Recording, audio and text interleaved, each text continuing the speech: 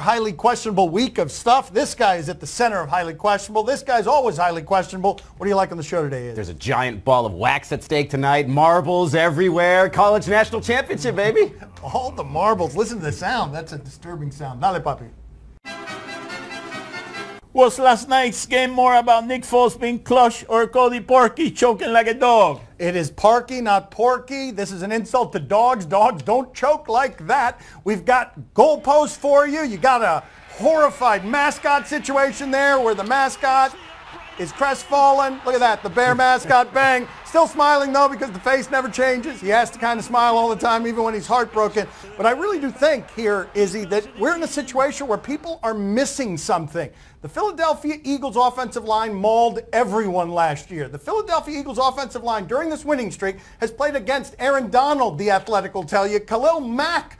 They played against J.J. Watt. They've allowed 0 sacks, and 3 times the quarterback has been hit.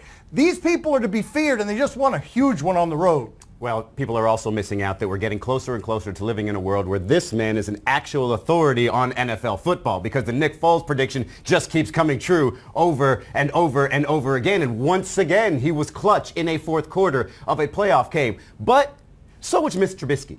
He was pretty clutch, too. He got his team to that point. I say what you will about how the Chicago Bears used that final timeout. Maybe they should have clocked it there, saved that timeout, putting themselves in position to get a closer field goal. But he did his part, too. And, Cody Parkey kind of did his part, too. That one was blocked. That line let those defensive players get through a little bit too much, and that kick was blocked. So it seemed like everybody was clutch in that fourth quarter. It just so happens that, Nick Foles comes out top again. So big deal about this guy, Khalil Mack. What was the big deal about Khalil Mack? He couldn't get to Nick Foles, fourth down and go with the season on the line. Here comes Nick Foles, buddy. He hit Golden Gate right there for the winning touchdown, you know what I mean? Golden Bridge to the Super Bowl. Golden Gate. Right. Golden Gate will work. And do you see how the Eagles fans celebrated after the game? Oh, like Eagles fans do. That's not how I meant do. I did not mean that's how Eagles fans do. Did John Harbaugh make the right decision by sticking with Lamar Jackson? One of the most amazing things I've ever seen in my football life was a playoff game played over the weekend where a quarterback did not complete a pass for a full real-time 2 hours in the playoffs. Lamar Jackson was starting, and if you're not going to pull him in that situation, then you're never going to pull him. Flacco must be done in Baltimore, save for an injury, because the idea that Harbaugh wouldn't go to a relief valve because maybe they had game planned for a mobile quarterback and not Flacco. You had a champion on your bench. If you're not going to use him there, I don't know when you would. Here's the problem with that, though. You're not giving the Chargers enough credit here. They put 7 DBs out there, and normally under that circumstance, you could say, okay, they're putting the smaller guys out there. We'll just run right through them with that running attack. It didn't really work that way. It still required Lamar Jackson to figure things out, and frankly, it just made him the least efficient version of himself. But to say that Flacco would have been the answer, to say this is the reason you go back to Flacco and not have a running quarterback, let me ask you a question, quick. Who are the Baltimore Ravens wide receivers? No, I got it. Just like every other quarterback, you've got to give this quarterback some skill players to work with. Maybe a mobile quarterback is not your best option when you're putting everybody at the line of scrimmage. If you spread things out with some talent, maybe he can do some even more magic there. So to say that through 3 quarters of football, that's the reason you don't play Lamar Jackson, that's nonsense. The Chargers just outsmarted him in this particular game. I didn't like so much the way that felt. Quick, name a Chargers offensive lineman. Name a Chargers offensive lineman. That's different. Okay, touche. Nobody knows linemen. Are you kidding me? They left 2 quarterbacks on the bench, They could have played Jose Flacco, and if he wasn't hot, they had RG3. Hell of a 1-2 punch. That would have been great. That's right. That would have been great. RG3 to the rescue. So many options right on your bench. After dominating the Texans, do you Gasbacks think the Colts have a shot against the Chiefs? Shot is that word. You were scared, like the rest of us, that was going to end up somewhere else. The Colts not only beat the Texans, they mauled the Texans. The Colts were 1-5 at one point this season, and Stu Gatz, my co-host on the radio, said they're still in the driver's seat. And here they are with a quarterback anyone would fear, a balanced rushing attack that did this. They ran on a defense that cannot be run on, and now they go to Kansas City in the cold, and the defense that can be run on. 5 yards a carry is how you hold the ball and beat the Chiefs by keeping it away from Mahomes. This team is dangerous. Since week 7, the Colts have had the stingiest scoring defense. They have an all-pro at a rookie at linebacker. They have an all-pro at rookie on the offensive line. And you haven't even mentioned Andrew Luck yet. And when you think about Andrew Luck before his injury, he was that Peyton Manning 2.0. He was that next guy where if you just put the right pieces around him, you're talking 3, 4, 5 Super Bowls down the line. Now that you've gotten an offensive line and giving him time, now that he's back into a rhythm of reading defenses and you're getting him to get rid of the ball faster, this is exactly the Andrew Luck you were fearing before his injury. So why wouldn't you consider him as a threat? Because if Aaron Rodgers is in the playoffs, if Tom Brady's in the playoffs, if any of these guys are in the playoffs, you're saying they're the reason they could go all the way. Andrew Luck remains the reason any team could go all the way. He's already in the playoffs, so he can do it. Last year, the Patriots got to the Super Bowl by going through Bortles and Mariota. Those were the quarterbacks. Now it's got to be Rivers, Mahomes, or this guy. It's going to be a problem for the Patriots. You know what is happening right now in Kansas City, right? What's that? Andy Reid is starting to feel the little tickle in his throat. Right now, already, it's just little now, but it builds up during the week. Oh, look out. Look out, everybody. Look out. That's just late Monday. Look out. Okay. All right. Okay. Completely matches his shirt right now. Let's go. Let's go to the next question, please. It's a Brian Schottenheimer's fault that the Seahawks lost to the Cowboys. Schottenheimer, I like that name. Schottenheimer is the actual right one for this guy. And the Seahawks were boring. They've got a quarterback in Russell Wilson that anyone would fear if they were on the other side. And they just run the ball, and then to ask Russell Wilson to bail them out, which is basically what they've been doing all season anytime they get behind. It's just Russell Wilson at the end of games when he's behind is a lot of fun. But Seattle has now gone to the other extreme. They've got this electricity at quarterback, and what they do is really boring until they ask him to bail them out. Yeah, but Brian Schottenheimer's been asking them to do that all season long. That's the reason they've got here. It's run, run, run, power running game. And even I heard Tony Romo say earlier in the year, hey, you think they're going to pass this time? Nope. They're doing what got them there. It's their identity. So all of a sudden in the playoffs, you get into a situation where late in the game, they've done the same thing the entire time. It is the fourth quarter, down 3. It is time for Russell Wilson to save you. He didn't. Got a penalty on the first play, stalled that drive, and then they couldn't stop Dallas. It's not Brian Schottenheimer's fault that they failed in this particular game. It's his reason that they got here. Could they have done more throwing to Lockett and Baldwin? I don't know. We'd have to rewind the entire clock and do it differently all season long. Mina loves the Seahawks, doesn't she? Mina does love the Seahawks. Mina Kimes is heartbroken. I feel bad for her. You know, my heart bleeds for her.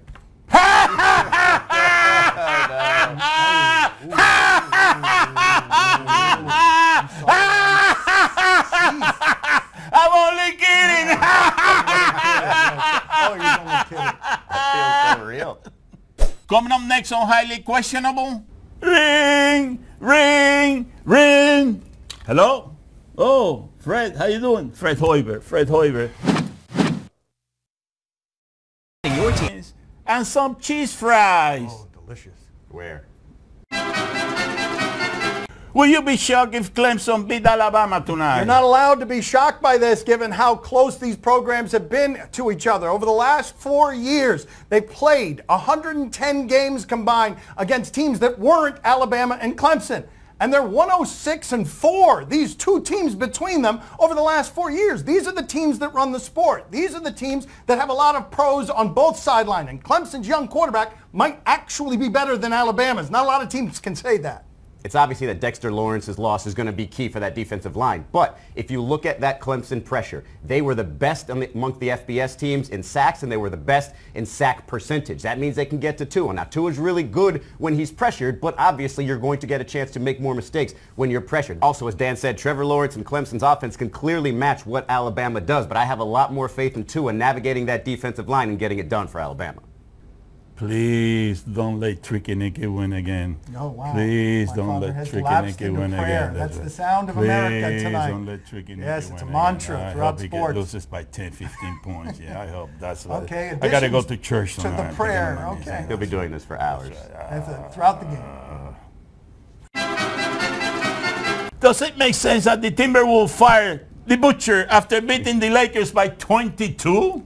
It does not say the butcher there. It says Tom Thibodeau. He calls him the butcher because he looks like he should have been coaching with an apron stained in blood. This is a great new move that I think all teams should start doing throughout the NBA. Firing a guy too fast who's a name, and this would be a big story, I think, if it hadn't been dropped like a bomb in the middle of your football weekend and nobody talked about this in a way that would show you how seismic a move it is that the Timberwolves quickly pivoted after giving him big money and giant power.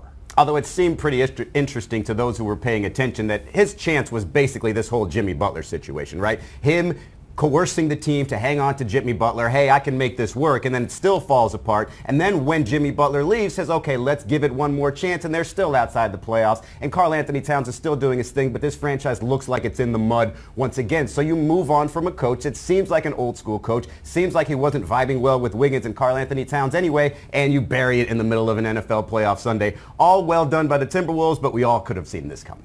As an added bonus, I want you to imagine this. The Sixers haven't been playing up to expectations. Jimmy Butler has had struggles in that offense. Tom Thibodeau could be doing what Butler did, sort of making his exit with the money, trying to get to Philadelphia. Ring, ring, ring. Hello? Oh, Fred, how you doing? Fred Hoiber. Yeah, we gotta get What's going on, Fred? Yeah? You think that you can go in there in Minnesota and fill that gap? Yeah? Oh yeah, because you did the same thing when the butcher got fired in Chicago. You went in and that's the move. Okay, I see what you mean. You got a point there. Yeah, and you really think that that you can do a good job, huh? What? Oh, because you need a job. Okay. Hey, listen, Fred, don't you have anything else to do? That watch shows on TV and make phone calls? Huh? Quit bothering my father, Fred. One of you is working. Those are his qualifications. Was Steph being a baby when he complained about the running beer step back move? Oh, this is nice, kind of petty at the top of the food chain here. Let's see y'all know this move. It's why he's the most unstoppable thing shooting threes. And so that's Curry stepping back, and nope, you don't get that. And he should have gotten that because, good Lord, James Harden spends all his time. Is he doing exactly that? It was a bad call. I mean, it is funny when you watch it to wonder how it's never called a travel with James Harden, like never called a travel. But this is Steph Curry coming to the realization that the NBA is catching up with him. Whether they have to do it by taking 3 or 4 steps at a time, James Harden has created a shot that is unstoppable the same way Steph Curry's shot was unstoppable 3 or 4 years ago and remains unstoppable sometimes when defenses don't adjust. This is him recognizing that, hey, 13, how do you do that? 13 is really unstoppable the way you were. You know, he put up a 3-1. He put up a 3-1. That's not a good number for the Warriors. Like a Michael Jordan. 3-1. That's such a good joke. 3-1, 3-1. But instead he put 2 2s over his nipple. I does not respect other people's personal space. Do you question? I was wondering who was going to do that too. You give us topics and events and we question them. Wouldn't it have been funnier like this? Time for the game. Do you question if they go that way, the bat for Zion against Clemson? Duke is still the best we've seen in college basketball this year. They've lost 1 time. They throttled Clemson, and Zion Williamson went 25-10. Williamson is what I meant to say. And that's pretty good, but he said it's only a 7 or an 8, this man-child. So that's the good, but not good enough for him. So what's the bad? Oh, we're still on the good. Not going to get to the Look how close his eyes are to the rim, Dan, and he's spinning like a helicopter. I'd watch that over again. Let me see the bad. Oh, yeah, he was just showing you where his eyes were when he dunked the ball. It was right in front of the rim, just like this basketball is. I don't care. He could throw up 30 more of those. The thing that excites me about him is he called that an 8, like you said. That means just like Vince Carter, his dunks in the NBA are going to get even better, man. I don't care how many air balls he shoots. I think that Zion did something that is even more impressive. What's that? Oh, yeah. Oh. Yes. I mean, but he can hit his head on the backboard. Yes. I mean, but do you imagine the guy on the left is jumping as high as he can and then sees Zion Williamson a full head and shoulders above him and says, I don't know what to do here. I don't know what to do here. Do you question if LeVar Ball earned the celebration? All right, what celebration are we talking about here? He was at his LaMelo's high school game, and this is what he did.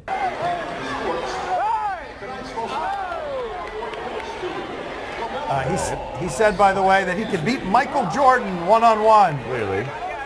This seems to be slightly out of his range. He needs to get a little closer to the three-point line. Is he going to make one? This has gotten so ugly. Oof. LeVar. He clearly didn't teach his sons how to shoot, or maybe he did teach Lonzo how to shoot. Oh my God. Why are we still watching this? Why? This one's going in. No. You wouldn't still be watching this if it was some halftime participant. Instead, it's LeVar Ball you have to watch. Hey! Hey, he made one shot. Oh, that right there is him humbled, is what that is. I just want to know who in LeBron James's camp got to him and has silenced him, because there's so many things about the Lakers he could be going off on right now, and he hasn't said a word. Instead, he's going 1 for 8 and getting mocked. I think that he should change his name Two. from LeVar to Air. I don't know how nobody has made that joke That's before. right. Airball. Airball. Thank you, Right. Bob. Why not? Thank you. Yeah, that's Why what he did, not? you know. Do you question if this wrestler is a warlock? Okay, keep in mind, we are, not ESPN, but this show, the worldwide leader in Warlock coverage. We've got a whole montage, a whole library that we go to show you previous Warlocks that we've unmasked. There's one. Thank you for the spot shadow there. He's gone. Where did he go? This is unusual. That's He should not be normal. better as a wide receiver if he could do that. Where'd the ball go? Where's that human that she just stood on? What is she sitting on? She isn't. That's the thing. She's not. Oh. Wow, says Poppy. See, he's still amazed by this. So now we've got a new one in wrestling. How did that happen? What? Listen to me. Listen to me. I have seen this 10 times. I still don't know what it is that the optical illusion is. Therefore, I rule definitively. This is a warlock. Time to play the game that does not feel empathy. See? Or no? That's actually true. He just told you something revealing about himself. You tell us what to watch on TV tonight. We'll tell you if we're intrigued. He's a robot. Tonight on NBA League Pass, Nuggets and Rockets. Izzy said before the show that he knows what this clip is. I mean, you're going to feel really bad for your friend Stephen A. Smith here. Am I? I'm telling you. Okay. Yeah. This is nothing to do then with the game they just asked me about. It's HQ, baby. James Harden right now looks like the best offensive player in football. I mean, he's overworked, people, okay? He's doing too many things on too many places at this network, and some of that's going to happen. Izzy, are you intrigued? I'm just going to say yes and nothing more. I don't want to be wrong on anything. Poppy, are you intrigued? Oh, see, I'm very intrigued. I think that the Stephen A. is following my footsteps, you know what I mean? Misstep He's seen here, that's a misstep big there. career. That's how you evolve with things. That's That's right. how That's comedy the way you evolves. find success, buddy. Somebody's going to have to follow this guy up. Tonight on ABC, the season premiere of The Bachelor. Again with this, you guys have been torturing and tormenting me with this show for 8 years. Well, you do that now, but you just made it sound like it hurt you. I don't want to do this. That fence wasn't so high, first of all. By the way, Dan, no, I'm not intrigued. That fence wasn't so high. And by the way, I know you don't want to be known as just the Virgin, but for the rest of time, you'll be known as the Virgin Bachelor. It just is what it is. Poppy, are you intrigued? Oh, see, I'm very intrigued, but that guy looks like a con artist to me, you know what I mean? He's a con artist. I don't think that the guy's a virgin, you know what I mean? I think that he tells everybody how he's a virgin, but he got a lot of miles on the guy, you know what I mean? I'm telling you, that's the type of guy, that's right, that's the type of guy that he says one thing and he's something else. I'm telling you, I got a good eye for that stuff. No idea if that pickup line works, but hey, maybe it does. That's right, I said it. That's all the time we have for today. Thank you for watching. Dan, if you weren't listening, the new Bachelor's a virgin. You want to see a body that needs some oil on it?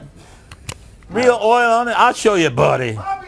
That's right. Here comes the big body. Hey, Give give me me the some oil. Oil me up. Anybody, oil me up. That's right. Look at that. That's the body. Oil makes it look good.